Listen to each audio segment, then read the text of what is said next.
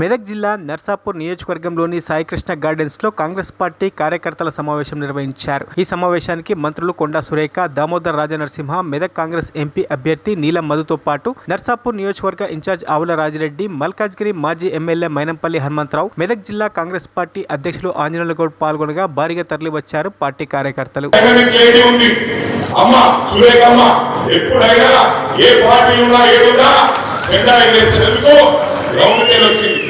ఢిల్లీకెళ్ళి వచ్చింది ground reality తెలుసు, ప్రజల కష్టాలు తెలుసు, వీళ్ళకేం తెలుసు డబ్బులమయం.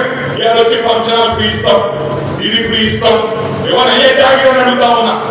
ఇవన్నీ మన డబ్బులు, మనం దోచుకున్న డబ్బులు అని చెప్పి కూడా ఈ సందర్భంగా తెలియజేస్తా ఉన్నా. నేను మాట్లాడిన ఈ వాస్తవాలు కొంతమంది అనుకోవచ్చు హనుమంతరావు ఇట్లా మాట్లాడే ఎన్నికల ముందని. PCC members, SC cell, BC cell, minority cell, ST cell, OC cell అందరూ కూడా అన్ని విభాగాల నాయకులకు అందరికీ కూడా పేరు పేరున నమస్కారం తెలియజేస్తున్నా. ముఖ్యంగా మీ అందరికైనా కార్యకర్తలే మేమందరం మీ బలంతో మేము అక్కడ పార్లమెంట్ పోయి ఈ మెదక్ జిల్లాలో ఎలాంటి సమస్యలు ఉన్నాయో నాకు అందరూ తెలుసు. ఎందుకంటే ఒక కింది స్థాయి నుంచి ఒక పేదింట్లో పుట్టి ఒక చిన్న నిరుపేద కుటుంబంలో పుట్టి ఈ రోజు